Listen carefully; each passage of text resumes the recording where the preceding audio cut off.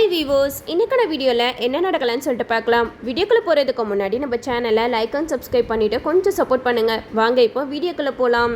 பூமியை தத்தெடுக்கிறதுக்காக சந்திரா வீட்டில் விசேஷமாக நிறைய ஏற்பாடுகள் செஞ்சுக்கிட்டு இருக்காங்க. இதை பார்த்து அபூர்வாக்கும் நட்சத்திராக்கும் செம்ம கோவம் வருது. அபூர்வா நட்சத்திரா கிட்ட சொல்கிறாங்க, என்னடி உங்கள் அப்பா போக்க ரொம்ப ஓவராக போய்கிட்டு இருக்காங்க, எனக்கு அவர் பண்ணுறது சுத்தமாக பிடிக்கவே இல்லை. இப்போ பூமியை அவசியமாக தத்தெடுத்தே ஆகணுமா அப்படிங்கிற மாதிரி கேட்க, இதை கேட்ட நட்சத்திரா சொல்கிறாங்க, எனக்கும் தான் மம்மி, எனக்கு சுத்தமாக பிடிக்கவே இல்லை. எப்படியாவது இந்த ஃபங்க்ஷனை நம்ம தடுத்து நிறுத்தி அவளை அப்பா தத்தே எடுக்க மாட்டேன் அப்படின்ட்டு அப்பா வாயாலேயே சொல்ல வைக்கணும். அப்படி ஒரு பிளானை நம்ம பண்ணால் மட்டும்தான் இதெல்லாம் நம்மளால தடுக்க முடியும் அப்படின்னு சொல்லிட்டு நட்சத்திரா அபூர்வா கிட்ட சொல்றாங்க. அபூர்வாவும் ஒரு யோசனை பண்ணி ஒரு பிளான் பண்ணிக்கிட்டு இருக்காங்க. அபூர்வா நட்சத்திரா கிட்ட சொல்றாங்க, நம்ம பூமியை எப்படியாவது போலீஸ்ல புடிச்சு கொடுத்துருவோம். கண்டிப்பா அப்பாவுக்கு என் உயிருக்கு ஏதாவது ஒரு ஆபத்துனா கண்டிப்பா பூமியை தத்தெடுக்க மாட்டாங்களே. இப்ப பாரு நான் எப்படியெல்லாம் ஆக்டிங் பண்றேன்னு சொல்லிட்டு அப்படிங்கிற மாதிரி நம்ம அபூர்வா போறாங்க. இந்த சைடு நம்ம பூமி உட்காந்துட்டு இருக்காங்க. பூமி கிட்ட அபூர்வா கேட்குறாங்க, பூமி எனக்கு தலை ரொம்ப வலிக்குது, எனக்கு கொஞ்சம் காஃபி போட்டு எடுத்துட்டு வரியா அப்படிங்கிற மாதிரி கேட்க, இதை கேட்ட பூமியும் சரி நான் போட்டு எடுத்துட்டு வரேன் அப்படின்னு சொல்லிட்டு கிச்சனுக்கு போயிட்டு காஃபி போட்டுட்டு இருக்காங்க. அப்போது பூமிக்கு தெரியாமல் காஃபியில் ஏதோ கலந்துடுறாங்க. அந்த காஃபியை அபூர்வா குடிக்கவும் அபூர்வாவுக்கு வாயில் நுரையெல்லாம் வருது. இதை பார்த்ததுமே எல்லாருமே பயங்கரமாக ஷாக் ஆகுறாங்க. அப்போ நட்சத்திரா ஓடி வந்து அம்மாவுக்கு என்ன ஆச்சு அப்படின்னு சொல்லிட்டு அவங்க அம்மாவை மடியில் போட்டு அழுதுகிட்டு இருக்காங்க. இதை பார்த்து சந்திரா ரொம்ப பதறி போயிடுறாரு. நட்சத்திரா கிட்ட கேட்குறாங்க, என்னாச்சுமா நட்சத்திரா, உங்கள் அம்மா எதையாவது சாப்பிட்டாளா அப்படிங்கிற மாதிரி கேட்க, அதுக்கு நட்சத்திரா சொல்கிறாங்க, அப்பா அம்மாவுக்கு தலைவலின்னு சொல்லிட்டு பூமி கிட்ட தான்ப்பா காஃபி போட்டு கேட்டாங்க. இந்த பூமி தான் காஃபி போட்டு கொடுத்தா. எனக்கு என்னமோ அம்மாவோட கதையை முடிக்கிறதுக்காக பூமி ஏதோ பண்ணிட்டா எனக்கு தோணுது அப்படிங்கிற மாதிரி சொல்ல, இதை கேட்ட சந்திரா சொல்கிறாங்க, அப்படியெல்லாம் இருக்காதுமா, உங்கள் அம்மாவுக்கு உடம்பு சரியாமல் இருக்கும், அதனால தான் உங்கள் அம்மா வாயிலிருந்து நுர வருது அப்படிங்கிற மாதிரி சொல்ல, அதுக்கு நட்சத்திரா சொல்கிறாங்க, அப்பா இப்போ கூட நீங்கள் அந்த பூமிக்கு தான் சப்போர்ட் பண்ணிக்கிட்டு இருக்கீங்கல்ல, அம்மா வாயிலிருந்து நுர வருதுன்னா விஷம் குடிச்சா மட்டும்தான் நுர வரும் அப்படிங்கிற மாதிரி சொல்ல, இதை கேட்ட சந்திரா பூமி கிட்ட கேட்குறாங்க, என்ன பூமி உங்க சொல்றதெல்லாம் உண்மையா அப்படிங்கிற மாதிரி கேட்க, அதுக்கு நட்சத்திரா சொல்றாங்க, இல்லப்பா உங்ககிட்ட சொல்றதெல்லாம் வேஸ்ட், உங்ககிட்ட சொன்னா கண்டிப்பா நீங்க பூமிக்கு தான் சப்போர்ட் பண்ணுவீங்க, நான் யார்கிட்ட சொல்லணுமோ அவங்க கிட்ட சொல்றேன் அப்படின்னு சொல்லிட்டு டாக்டரையும் வர வைக்கிறாங்க. அந்த இடத்துல போலீஸையும் வர வைக்கிறாங்க. நட்சத்திரா டாக்டர் கிட்ட சொல்லி வச்சிருப்பாங்க, இவங்க குடிச்ச காஃபில யாரோ விஷம் கலந்துருக்காங்க அப்படின்ட்டு டிராமா பண்ண சொல்லியிருப்பாங்க. அது மாதிரியே டாக்டரும் அபூர்வாவை செக் பண்ணிட்டு இவங்க குடிச்ச காஃபில விஷம் கலந்துருக்கு அப்படிங்கிற மாதிரி சொல்லிடுறாங்க. இதை கேட்டதுமே சந்திராக்கு தூக்கி வாரி போட்டுச்சு. பூமியை பயங்கரமா திட்டுறாங்க, உன் மேல நான் எவ்வளவு நம்பிக்கை வச்சிருந்தேன், உன்னைய என் சொந்த பொண்ணா தத்தெடுக்கலான்னு பார்த்தா நீ இப்படியா பண்ணிக்கிட்டு இருக்கியா அப்படிங்கிற மாதிரி சொல்ல, இதை கேட்ட நட்சத்திரா செம்மையா டென்ஷன் ஆகி சந்திரா கிட்ட சொல்றாங்க, நான் இனிமேட்டு பூமியை சும்மா விட மாட்டேன், என் அம்மாவை கொல்ற அளவுக்கு போயிட்டால, நான் இப்பவுமே போலீஸ்க்கு இன்ஃபார்ம் பண்ணிடுறேன் அப்படின்னு சொல்லிட்டு போலீஸை வர வைக்கிறாங்க. அந்த இடத்துல போலீஸ்லாம் பூமியை அரெஸ்ட் பண்ணலான்னு போறாங்க. அப்போ பூமி சொல்றாங்க, இங்க பாருங்க, நான் போட்ட காஃபில தானே விஷம் கலந்துருக்குன்னு சொல்றீங்க, அந்த காஃபியை நானே குடிக்கிறேன் அப்படின்னு சொல்லிட்டு அபூர்வா குடிச்ச காஃபியை பூமி மடக்குன்னு குடிச்சிடுறாங்க. அப்போ பூமிக்கு எதுவுமே ஆகலை. இதெல்லாம் பார்த்துட்டு எல்லாத்துக்குமே டவுட் வருது. பூமி சொல்கிறாங்க, அந்த காஃபியில் தானே நான் விஷம் கலந்துருக்கேன்னு சொல்கிறாங்க, அந்த காஃபியை தான் நான் குடித்தேன், அப்புறம் ஏன் எனக்கு எதுவும் ஆகலை அப்படிங்கிற மாதிரி பூமி கேட்க, இதை கேட்டு அங்கே போலீஸும் ஒரே கன்ஃபியூஸ் ஆகிக்கிறாங்க. என்னது இது, அந்த காஃபியில் விஷம் கலந்துருந்தா இன்னொரு பூமிக்கு ஏதாவது ஆயிருக்கணுமே, அவங்களுக்கும் எதுவுமே ஆகலை, அப்போ யாராவது ட்ராமா பண்ணி இப்படிலாம் பண்ணுறாங்களா அப்படிங்கிற மாதிரி போலீஸ் இன்வெஸ்டிகேஷன் பண்ண ஆரம்பிக்கிறாங்க.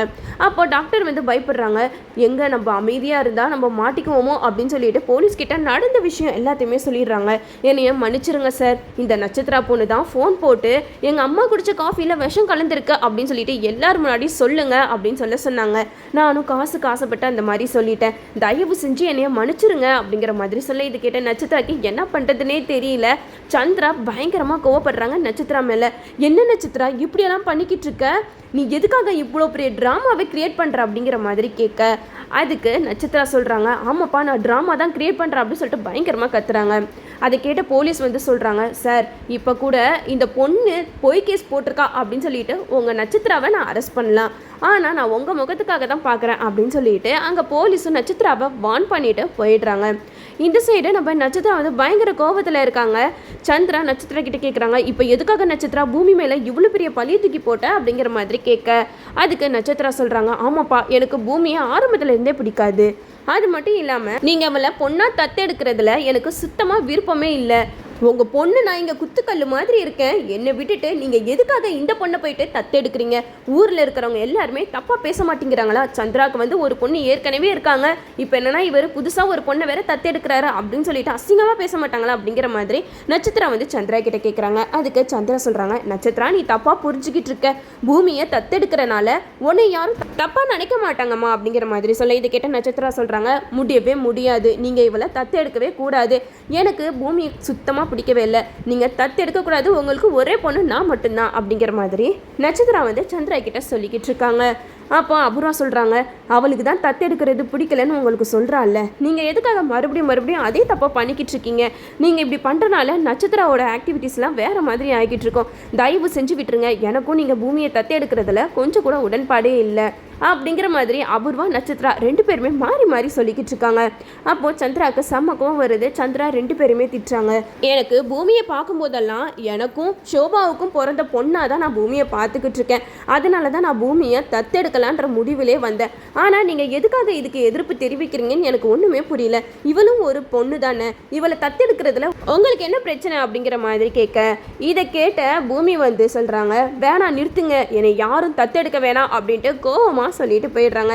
சந்திரா வந்து அபூர்வா நட்சத்திராவை வார்ன் பண்ணிடுறாங்க, இதுக்கப்புறம் பூமியை மாட்டி விடுறதுக்காக நீங்கள் ஏதாவது பண்ணீங்க அவளை தான் என்னை மனுஷனாவே நீங்கள் பார்க்க முடியாது அப்படிங்கிற மாதிரி சந்திரா வந்து அபூர்வா கிட்டே நட்சத்திரா கிட்டேயும் சொல்லிடுறாங்க. இந்த சைடு இதெல்லாம் பார்த்துட்டு கிருஷ்ணா வந்து சாரதா கிட்ட போய் சொல்லுவோம் அப்படின்னு சொல்லிட்டு சாரதா வீட்டுக்கு போகிறாங்க. கிருஷ்ணா சாரதா வீட்டுக்கு போயிட்டு சாரதா கிட்ட எனக்கு ரொம்ப பசிக்குது, சாப்பாடு இருந்தால் கூட அப்படிங்கிற மாதிரி கேட்குறாங்க. சாரதாவும் வீட்டில் இருக்கிற சாப்பாடை எடுத்துகிட்டு வந்து கொடுக்குறாங்க. கிருஷ்ணா வந்து ரொம்ப நாள் சாப்பிடாத மாதிரி அந்த சாப்பாடை சாப்பிட்டுட்ருக்காங்க. சாரதாவுக்கு கூட கொஞ்சம் கூட சாப்பாடு வைக்காம எல்லா சாப்பாடையுமே கிருஷ்ணா வந்து சாப்பிட்டுடுறாங்க. அப்போது சாரதா கேட்குறாங்க, நான் வேணா சாதம் வடிச்சிட்டு வந்து கொடுக்கட்டுமா அப்படிங்கிற மாதிரி கேட்க, அதுக்கு கிருஷ்ணா சொல்கிறாங்க, வேணாம் நான் உனக்கு கூட எதுவுமே வைக்காமல் சாப்பிட்டுட்டேனே அப்படிங்கிற மாதிரி சொல்லிக்கிட்டு இருக்காங்க. அப்போ தான் கிருஷ்ணா வந்து சாரதா கிட்ட சொல்கிறாங்க, சாரதா உங்ககிட்ட நான் ஒரு முக்கியமான விஷயம் சொல்லணும், நம்ம ககனை தேடி பூமி வரப்போகிறா அப்படிங்கிற மாதிரி சொல்ல, இது கேட்ட சாரதா வந்து பயங்கரமாக ஷாக் ஆகுறாங்க.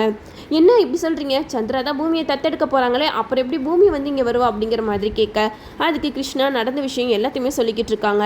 இந்த மாதிரி பூமி மேலே பொய்யா நட்சத்திராவும் அபூர்வாவும் பழிய தூக்கி போட்டாங்க, அதனால பூமி சந்திரா கிட்ட சொல்லிட்டா, என்னை யாரும் தத்தெடுக்க தேவையில்லை அப்படின்னு சொல்லிட்டு கோவமாக பேசிட்டு போயிட்டா அப்படிங்கிற மாதிரி சொல்ல, இதை கேட்ட சாரதா சொல்கிறாங்க, என்னதான் அவள் கோவமாக போனாலும் சந்திராவை தானே அவள் அப்பாவாக நம்பிட்டு இருக்கா, அப்போது அவள் எப்படி அப்பாவை விட்டு வருவா அப்படிங்கிற மாதிரி கேட்க, அதுக்கு கிருஷ்ணா சொல்கிறாங்க, நீ எதுக்குமே கவலைப்படாத, கூடிய சீக்கிரமாக பூமி வந்து ககனை தேடி வரதான் போகிறா, அந்த நல்ல விஷயத்த சொல்லிட்டு போகிறதுக்காக தான் நான் இங்கே வந்தேன் அப்படிங்கிற மாதிரி சொல்லிடுறாங்க. இந்த விஷயத்தினால சாரதா வந்து ரொம்ப சந்தோஷப்படுறாங்க. இந்த நட்சத்திரா வேற ககனை கல்யாணம் பண்ணிக்கணும் அப்படின்னு சொல்லிட்டு என்னென்னமோ பண்ணிக்கிட்டு இருக்காளே, ஆனால் இப்போ பூமி வந்து மனசு மாறினது எனக்கு ரொம்ப சந்தோஷமாக இருக்குது, என்னதான் இருந்தாலும் ககன் பூமி இவங்க ரெண்டு பேருக்குமே கல்யாணம் நடந்தாதான் எனக்கு ரொம்பவே சந்தோஷமாக இருக்கும் அப்படிங்கிற மாதிரி சாரதா மனசில் சந்தோஷப்பட்டுட்டு இருக்காங்க. அப்போது ககனுக்கு ஃபோன் பண்ணி சொல்கிறாங்க, ககன் உங்ககிட்ட ஒரு முக்கியமான விஷயம் சொல்லணும், சந்திரா வீட்டில் இந்த மாதிரியெல்லாம் பிரச்சனை நடக்குது, அதனால கூடிய சீக்கிரமாகவே பூமி உன்னையே தேடி வரப்போகிறா அப்படிங்கிற மாதிரி சொல்கிறாங்க. ககன் வந்து பூமி மேலே கோவமாக இருந்தார், ஆனால் இந்த விஷயத்தை கேட்டதுமே பூமியை மறுபடியும் பழைய மாதிரி நினைக்க ஆரம்பிச்சிட்டாரு. இதுக்கப்புறம் கதை காலத்தை எப்படிலாம் கொண்டு போகிறாங்கன்னு சொல்லிட்டு நம்மளும் வெயிட் பண்ணி பார்ப்போம். ஓகே வியூவர்ஸ், இந்த வீடியோ உங்களுக்கு பிடிச்சிருந்தா லைக் பண்ணுங்கள், மறக்காமல் நம்ம சேனலை சப்ஸ்கிரைப் பண்ணிடுங்க.